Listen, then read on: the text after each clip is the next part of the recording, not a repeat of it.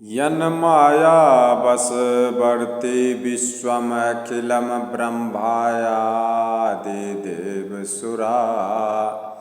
यत्सत्त्वादमृषैव भाति सकलं रज्जो यथा हेर्भर्मः यत्पादपल्लवम् एकं येभिः भवाम्भोधेस्थितिर्सावतां वन्देऽहं तं शेषकारणं परं रामाख्यामईशं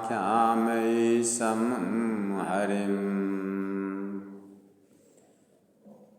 मैं सभी को भगवान समझ के, राम समझ के प्रणाम करता हूँ। मैं उनको भी बारंबार प्रणाम करता हूँ जो बिना काम के ही दूसरों से जलते रहते हैं और हमेशा दूसरे का बुराई ही सोचा करते हैं। उनको भी मेरा बारंबार नमस्कार। जिनको माया के वशीभूत, जिनके माया के बस में पूरे विश्व, पूरे संसार है और ब्रह्मा विष्णु महेश भी जिनके माया के बस में और देवता भी जिनके माया के बस में हैं और असुर राक्षस दुष्ट भी जिनके माया के बस में हैं। जिनकी सत्ता से, जिनकी शक्ति से रस्सी में सांप होने की आशंका होती है और उसी प्रकार यह संसार, यह सारा ब्रह्मांड का दृश्य जगत सत्य ही प्रतीत होता है और जिनके केवल चरण ही भवसागर से उतरने की इच्छा वालों के लिए एकमात्र नाव है। ये सारा संसार देखने में, संसार का दृश्य, जगत का दृश्य देखने में मात्र सच लगता है, लेकिन सच ये नहीं है। ये दृश्य जगत सत्य के प्रतीत मालूम होता है, सिर्फ सत्य है नहीं। और जिनके माया के चलते ये सारा दृश्य सत्य दिखता है, उनके चरण कमल के धूलि से ही इस भाव सागर को पार किया जा सकता है। जो संत, जो शुद्ध आत्मा वाले भक्त संत, नारी पुरुष, जग के जो भी चराचर जीव हैं, अपने मन में ये इच्छा रखते हैं कि इस भवसागर से आसानी से पार किया जाए, तो उनके लिए एकमात्र नाव है उन समस्त कारणों से अलग, सब कारण के कारण और सबसे श्रेष्ठ राम कहने वाले भगवान श्री राम को मैं वंदना करता हूँ।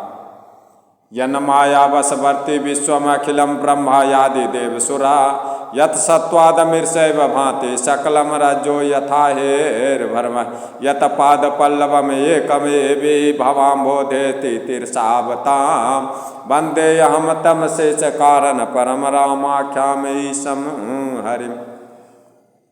जिस प्रकार से आपको अगर रात्रि के समय पैर में कोई रस्सी लिपट जाए तो आप उसे सचमुच सांप समझ लेते हैं, उसी प्रकार से लेकिन सांप है नहीं, आपको प्रतीत हो रहा है, आप भ्रम में हैं कि सांप हो सकता है, लेकिन सच्चाई यही है कि वो सांप नहीं है, रस्सी है। उसी प्रकार से ये संसार जो भी दिख रहा है भगवान के माया के अनुसार दिख रहा है, जिसमें कि कोई सच्चाई नहीं है। और इस भ्रम से निकलने के लिए एक नाव है जो प्रभु श्री रामचंद्र जी हैं, जिनके कथा को कह के और सुन के ही इस भवसागर से आसानी से पार किया जा सकता है। चलिए आगे मैं कल इससे पहले की कथा जहाँ तक आप लोगों तक मैं पहुँचाया, उससे आगे की कथा मैं आप लोगों तक पहुँचाना चाहता हूँ, जिसको सुनने मात्र से ही सभी कष्ट दूर हो जाते हैं और सभी मनोकामना पूर्ण हो जाते हैं। कलयुग केवल नाम आधारा, सुमिर सुमिर नर उतर ही पारा। कलिमल समन दमन मन राम सुजस सुख मूल, सादर सुन ही जे तिन पर राम रहे हैं अनुकूल। भोलेनाथ कहते हैं कलयुग में सिर्फ राम चरितमानस, राम के कथा को सुनने से ही भगवान राम अनुकूल हो जाते हैं। कलिमल समन दमन मन राम सुजस सुख मूल, सादर सुन ही जे, सादर पूर्वक जो इसको सुनेंगे, तिन पर राम रहे अनुकूल, उन पे राम अनुकूल रहते हैं, उनका कोई बाल बांका नहीं बिगाड़ सकता है। आगे चलते हैं। हम चल रहे थे कि मनु महाराज और माता शतरूपा इस सृष्टि की पहली रचना है। पुरुष में मनु महाराज और स्त्री में शतरूपा माता। उनके दो पुत्र हैं जिनका नाम है प्रियव्रत और दूसरा नाम है ध्रुव। और उनकी एक पुत्री हैं जिनका नाम है देवहूति। और जिन देवहूति का शादी माता शतरूपा ने कर्दम ऋषि कर्दम मुनि के साथ किए, जिनका कर्दम मुनि दामाद हुए और देवहूति पुत्री हुई। और कर्दम मुनि और देवहूति से एक पुत्र हुए हैं जिनका नाम है कपिल मुनि। ये विश्वविख्यात मुनि हैं, इनको सभी अच्छी तरह से जानते हैं, वेद ग्रंथ में सब जगह प्रचलित हैं। इनका आश्रम आज भी गंगा सागर में विराजमान है, कपिल मुनि का। चलिए इससे आगे की ओर प्रस्थान करते हैं, आप लोगों को आगे की कथा सुनाते हैं। मेरा उद्देश्य यही है कि एक बार आपके दिलो दिमाग में मैं इस रामचरित मानस की कथा को बैठा देना चाहता हूँ संपूर्ण रूप से, ताकि आप कहीं गलत रास्ते पर कोई बोल रहा हो तो उसको समझ सकते हैं क्या बोल रहा है। द्वादश अक्षर मंत्र मुनि जपहि सहित अनुराग, वासुदेव पद पंकरु दंपति मन अति लाग। वे दोनों दंपति यानी पति और पत्नी द्वादश मंत्र ओम नमो भगवते वासुदेवाय का प्रेम सहित जप करते हैं।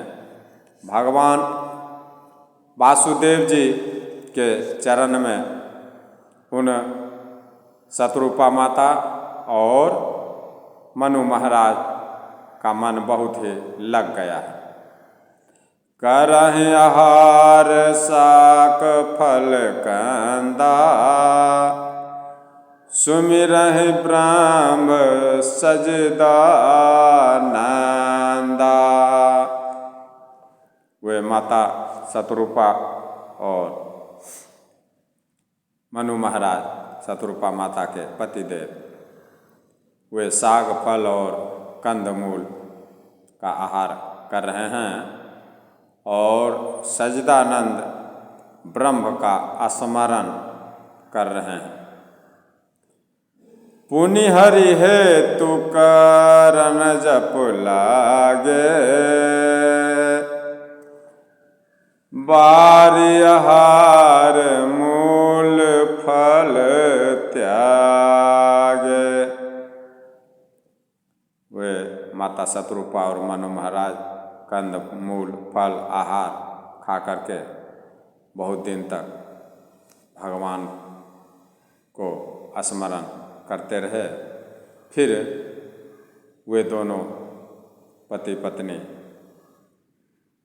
भगवान के लिए तप करने लगे। भगवान को पाने के लिए तप करने लगे और मूल फल को खाना छोड़ दिए, केवल जल पर अपना जीवन व्यतीत करने लगे और भगवान में अपना ध्यान लगा दिए। मूल फल को भी खाना छोड़कर सिर्फ जल ग्रहण कर रहे हैं। और आगे देखिए क्या करते हैं। उरि अभिलाष निरंतर होई, देखिए नयन परम प्रभु सोई।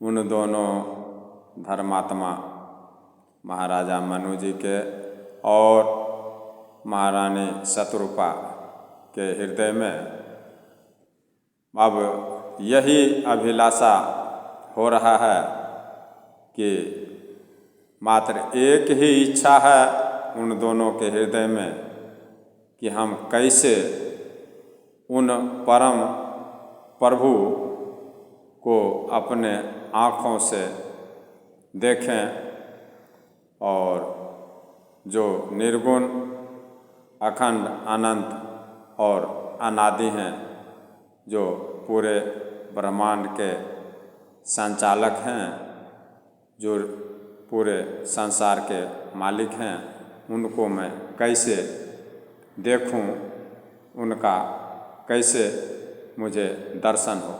ये माता शतरूपा और मनु महाराज की मन की इच्छा है। इसी मनोभावना से वे तपस्या में लग गए और अन्न जल फल सब कुछ खाना छोड़कर सिर्फ जल पे अपना जीवन चला रहे हैं और अपनी भक्ति को आगे बढ़ा रहे हैं सिर्फ जल के सहारे। अगुण अखंड अनंत अनादि, जेहि चित वहीं परमारथ वादी।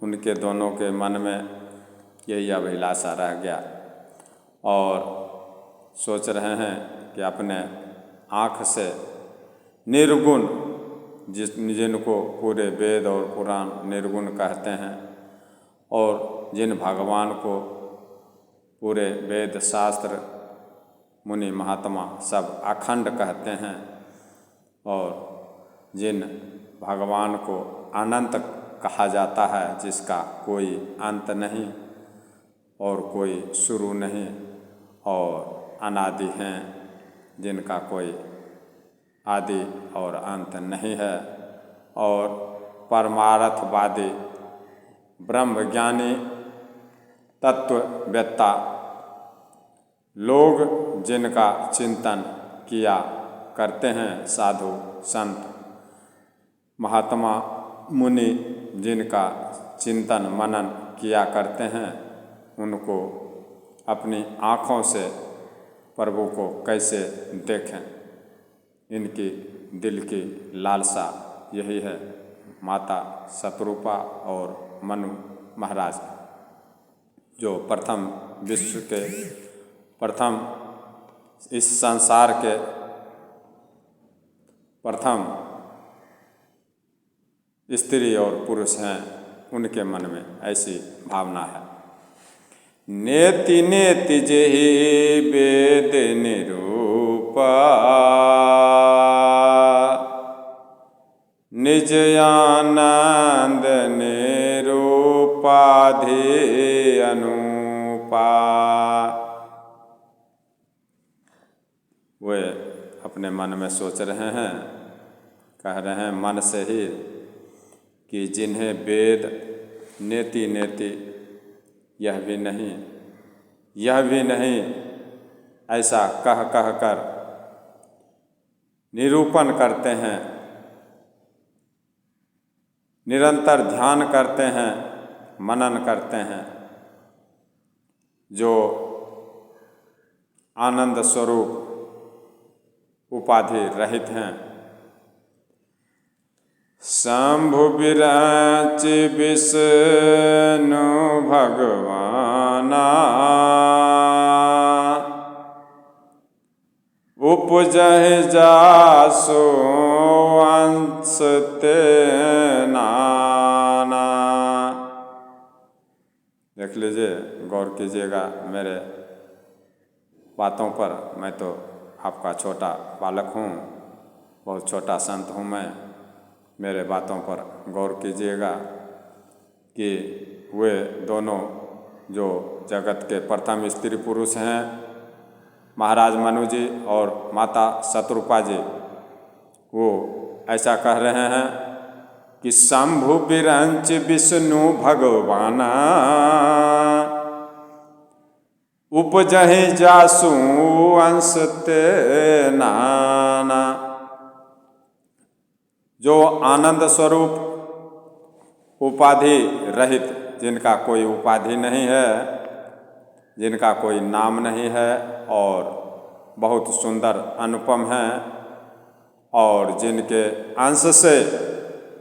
अंश मात्र से अनेकों भोलेनाथ ब्रह्मा विष्णु भगवान प्रकट होते हैं। ब्रह्मा विष्णु महेश, जिनके छोटे से थोड़े से अंश से अनेकों ब्रह्मा विष्णु महेश उत्पन्न होते हैं, प्रकट होते हैं। वही उसी भगवान के बारे में वो माता शतरूपा और महाराज मनु जी मनन कर रहे हैं, उन्हीं को याद कर रहे हैं कि उनका मुझे कैसे दर्शन हो जाए। इसीलिए अपने राजपाट को छोड़कर इस तपस्या में, भगवान की भक्ति में वे दोनों लग गए, और जबरदस्ती अपने पुत्र प्रियव्रत और ध्रुव को राजपाट सौंप के अपने भगवान के तरफ मुड़ गए, भगवान के ध्यान में मन को लगा दिए हैं, और कह रहे हैं कि जिनके अंश मात्र से ब्रह्मा विष्णु महेश अनेकों उत्पन्न होते हैं उन भगवान का मैं दर्शन करना चाहता हूँ। उनकी इच्छा यही है।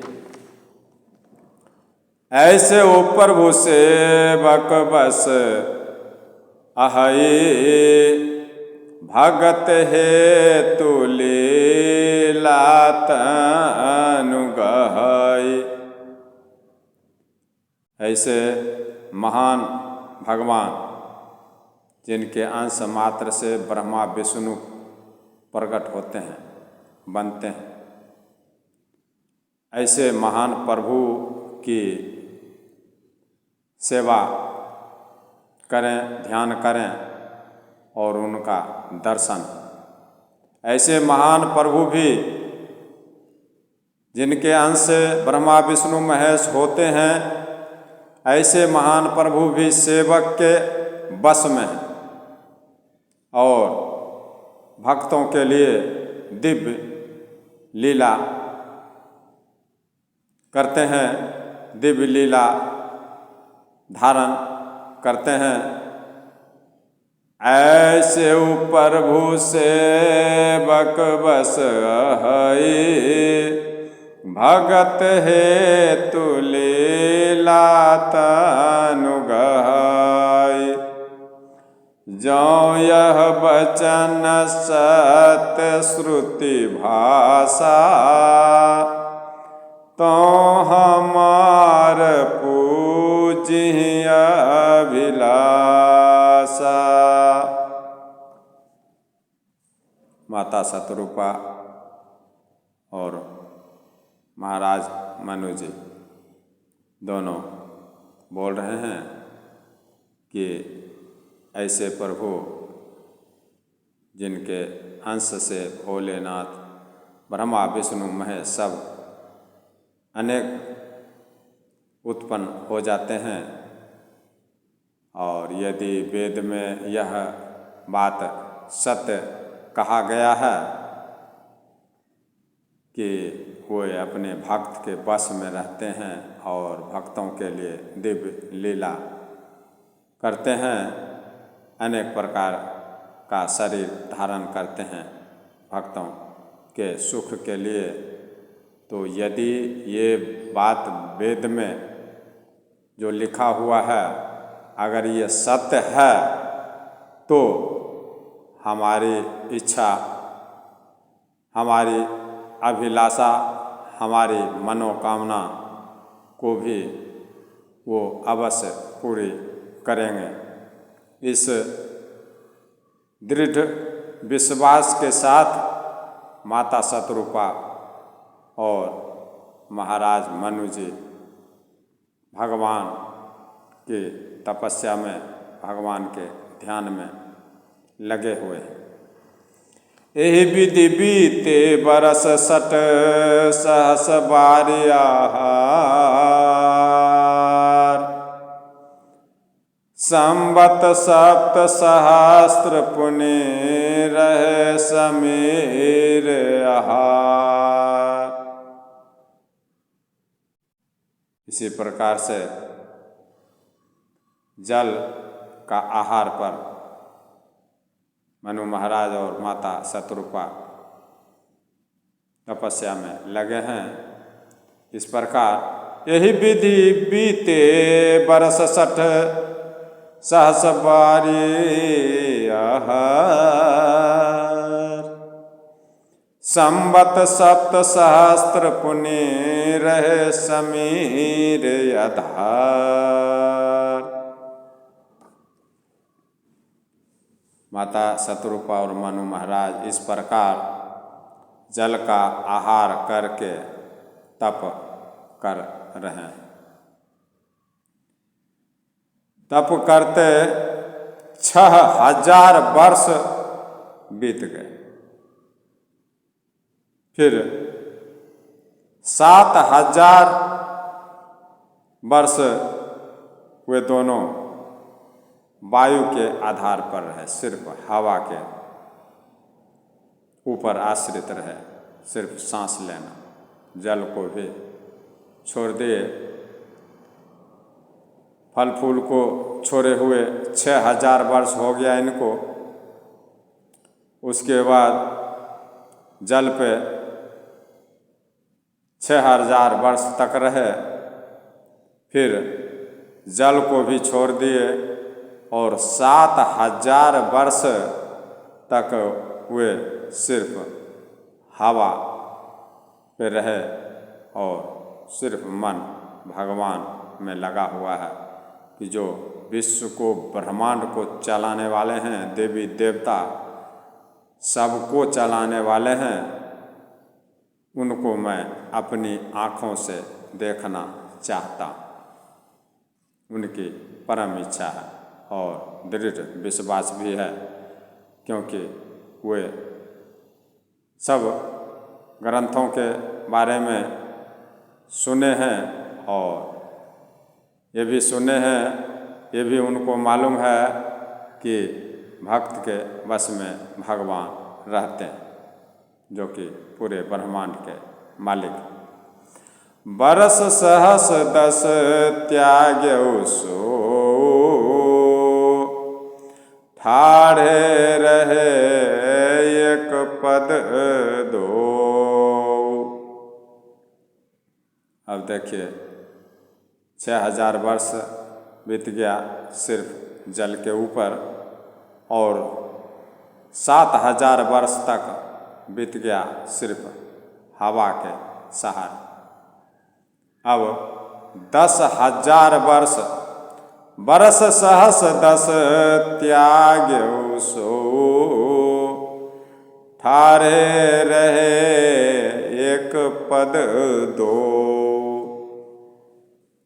10,000 वर्ष तक मनु महाराज और माता शतरूपा उन्होंने वायु का आधार भी छोड़ दिया, सांस लेना भी छोड़ दिए वे दोनों दाम्पत्य। अब दोनों एक पैर पर खड़े हो। बरस सहस दस त्याग्यउ सो, ठाढ़े रहे एक पद दो। एक ही पैर पे दोनों पति पत्नी खड़े रहे और विधि हरि हर तप देखी अपारा, मनुष्य समीप आए बहु बारा। इस प्रकार के तपस्या में लगे हुए हैं माता शतरूपा और मनु महाराज, दोनों एक पैर पर खड़े रहे। उनका अपार विश्वास और अपार तपस्या तप को देखकर ब्रह्मा, विष्णु और भोलेनाथ कई बार मनु महाराज के पास और शतरूपा माता के पास आए। ब्रह्मा, विष्णु, महेश तीनों कितने बार इस तपस्या को देखकर मनु महाराज के पास पहुँचे और देख रहे हैं इनकी लीला को, इनकी तपस्या को, और इनसे बोल रहे हैं। मनु महाराज की तपस्या से खुश होकर ब्रह्मा, विष्णु, महेश तीनों इनसे बोल रहे हैं, मांगहु बर बहु भांति लोभाए, परम धीर नहीं चलहि चलाए। ब्रह्मा जी, भगवान विष्णु जी और देवों के देव महादेव जी, उन्होंने इनसे अनेक प्रकार से कहा। उन्होंने इन्हें अनेक प्रकार से ललचाया और उनसे कह रहे हैं कि कुछ वरदान मांग लो, लेकिन वे परम धैर्यवान राजा और रानी अपने तपस्या से किसी के डिगाने पर नहीं डिग रहे, किसी के हिलाने पर नहीं हिल रहे हैं। मांगहु बर बहु भांति लोभाए, परम धीर नहीं चलहि चलाएं। ब्रह्मा विष्णु महेश जी उनको बोल रहे हैं, जो वर मांगना हो, जो इच्छा हो तुम्हारा वो मांग लो, लेकिन वो हिल नहीं रहे, क्योंकि दोनों प्राणी के इच्छा कुछ और ही है। वे ब्रह्मा विष्णु से ऊपर जो संचालक हैं उनका दर्शन करना चाहते हैं, इसलिए ये अपनी तपस्या से नहीं हिल रहे हैं। अस्थि मात्र होई रहे शरीरा, तद्यपि मनाग मनहि नहीं पीरा। अब उन राजा और रानी महाराज मनु और माता शतरूपा का हड्डी मात्र रह गया, सिर्फ हड्डी का ढांचा मात्र रह गया, क्योंकि फूल फल त्याग दिए, फिर जल पे रहने लगे, फिर जल भी त्याग दिए, फिर हवा पे रहने लगे, हवा को भी छोड़ दिए, फिर एक पैर पर रहने लगे, और अब इनके कुछ भी आहार नहीं है, ना जल, ना हवा, ना फल, और अब इस कारण से इनका अब सिर्फ हड्डियों का ढांचा मात्र रह गया है। फिर भी उनके मन में जरा से भी दुख, पीड़ा, दर्द नहीं है, क्योंकि उनका मन भगवान में। अस्थि मात्र होई रहे शरीरा, तदपि मनागमा नहीं पीरा। थोड़ा सा भी अस्थि के जैसा सिर्फ हड्डियों का ढांचा रहने के बावजूद भी इनके मन में थोड़ा सा भी दर्द नहीं है, कोई कष्ट नहीं। प्रभु सर्वज्ञ दास निज जाने, गति अनन्य तापस नृप राने। सर्वज्ञ प्रभु ने अनन्य भक्ति, अनन्य गति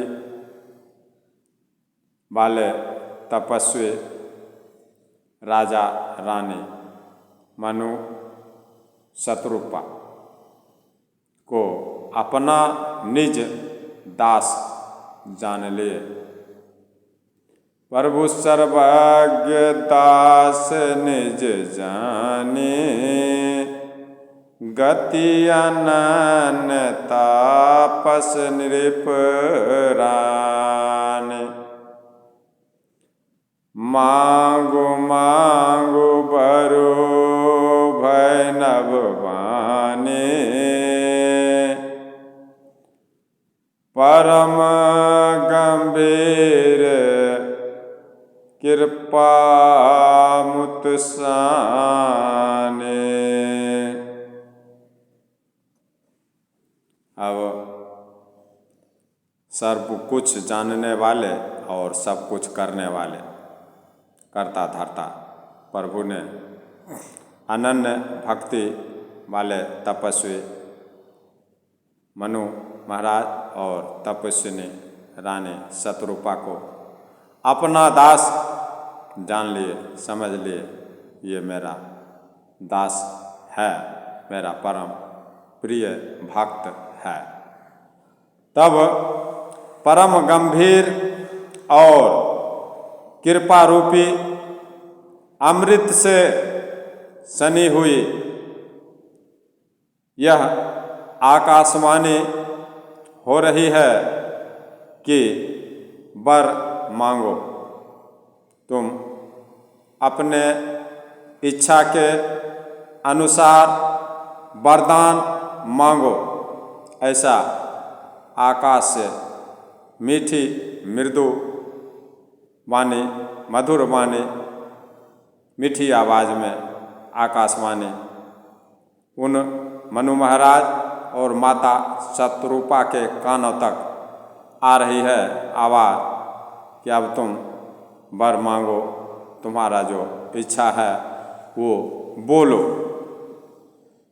मृतक जिया बने गिरा सुहाई, श्रवण रंध्र होई ऊर्जा बयाई। अब देखिए प्रभु प्रसन्न हो गए हैं इनकी लीलाओं से, इनकी तप से, इनके जोग से, और बोल रहे हैं मांगो जो वर मांगना हो। तो मुर्दे को भी जिला देने वाली यह सुंदर वाणी कानों के छेदों से होकर जब हृदय में आई माता शतरूपा और मनु महाराज के जब हृदय में आई, मृतक जिया बने गिरा सुहाई, सर्वन रंध्र होई ऊर्जा बयाई। मुर्दे को भी जिंदा कर देने वाला यह सुंदर वचन दोनों कानों से होकर जब माता शतरूपा और मनु महाराज के हृदय में आती है, इतना मीठा मधुर और रसीला आवाज़ है जिसमें कोई कड़वापन नहीं है। भगवान उस मीठी वाणी से बोल रहे हैं कि मृतक भी जिंदा हो जाए। ऐसा मीठा आकाशवाणी, मीठा वचन उनके कानों से उनके हृदय तक पहुंच गई। हिष्ट पुष्ट तन भय सुहाए, मानहु अबहि भवन ते आए। भगवान की भक्ति में शक्ति है।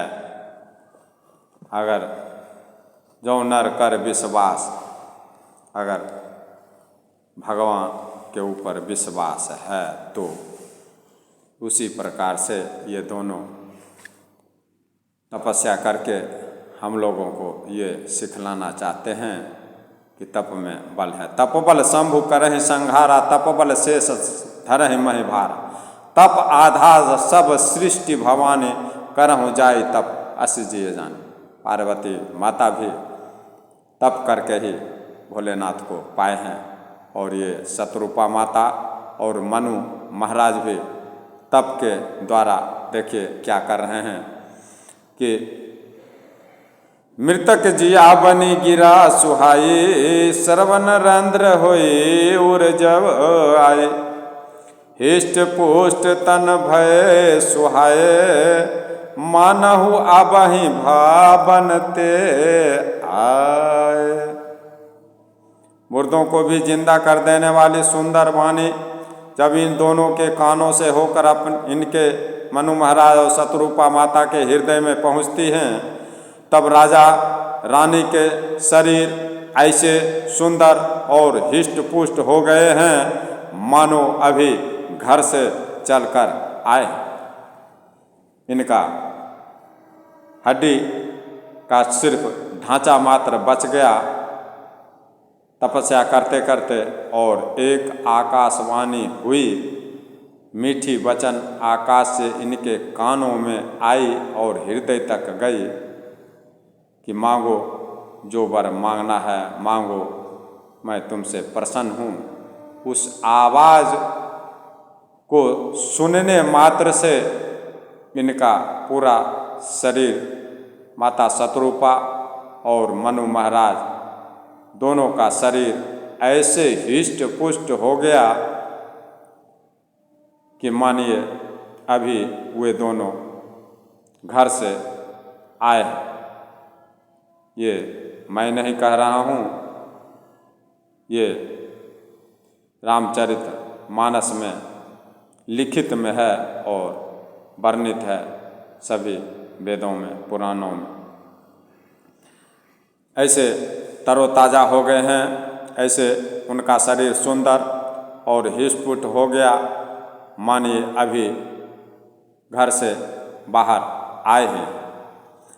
श्रवण सुधा सम बचन सुनी पुलक प्रफुल्लित गात, बोले मनु करि दंडवत प्रेमन हृदय समात। कानों में अमृत के समान लगने वाली बात सुनते ही मनु महाराज का शरीर और शत्रुपा माता का शरीर पुलकित और प्रफुल्लित आनंदित हो गया।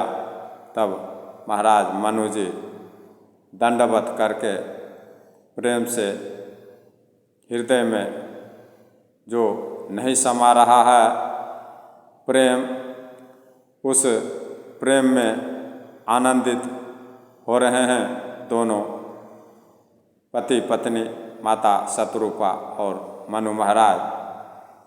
ऐसी मीठी वाणी को ही सुनकर वे दोनों बहुत आनंदित हो रहे हैं और अपने शरीर को हिष्ट पुष्ट देख करके प्रभु की लीला अपरम अपार है। इनकी तपस्या कभी झूठी नहीं जाती और ये जो रामचरित मानस बनाया गया है ये सिर्फ हम लोगों के सुनने और सुनाने के लिए। अभी यही एक उपाय इस भाव सागर से आसानी से पार जाने के लिए, यही एक कलिमल समन दमन मन राम सुजस सुख मूल, सादर सुन ही जय तिन पर राम रहे अनुकूल। बस इस कथा को सिर्फ सादर पूर्वक से सुनना है। बोल रहे हैं भोलेनाथ, तिनकर सकल मनोरथ सिद्ध करें त्रिपुरारी, भव भेषज रघुनाथ जसु सुनहि जनर और नारे, तिनकर सकल मनोरथ सिद्ध करें त्रिपुरारी। उनका हर मनोकामना को भोलेनाथ पूर्ण कर देते हैं। ऐसा सिर्फ कहीं कहा नहीं गया, ये लिख के रख दिया गया और ये अटूट सत्य है। इसी विश्वास के साथ मैं आप लोगों से ये कथा कह रहा हूँ, आप लोगों को सुना रहा हूँ कि आपका हर मनोकामना भोलेनाथ पूर्ण करें। सिर्फ आप सुनते रहिए, इसको थोड़ा सा समय निकाल कर सुने और इस रामचरित मानस की कथा को समझें कि इस कथा में है क्या, रामचरित मानस में है क्या। यही मैं आपके दिल और दिमाग में बैठाना चाहता हूँ। इस वाक्य के साथ मैं अब विश्राम लेना चाहता हूँ। आप लोगों के अनुमति के अनुसार भगवान सभी सुनने वालों, सभी संत और सभी अच्छे हृदय वाले नारी पुरुष सबके मनोकामना को भगवान पूर्ण करें। मैं भगवान से बार बार यही विनती करता हूँ कि भगवान आप लोगों के हर मनोकामना को पूर्ण करें। इसके साथ मैं यहाँ अपने शब्द को कुछ समय तक, कुछ देर तक के लिए विश्राम देना चाहता हूँ। जय श्री राम, जय श्री राम, जय श्री राम, जय हनुमान, जय हनुमान, जय हनुमान।